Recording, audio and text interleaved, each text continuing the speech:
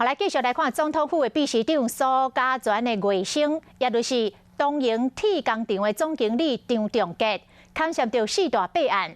但是经济部调查了后，无处分，嘛无检讨的报告，所以国民党的立委到高雄地检署去告发。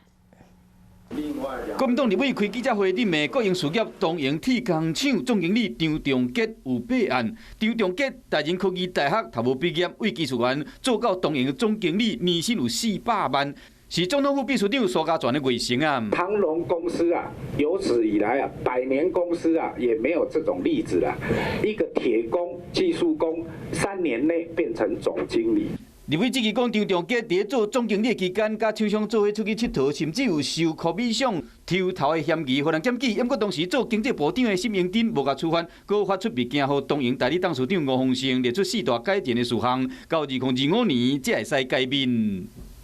查好了以后有没有处分？没有处分。有没有检讨报告？没有检讨报告。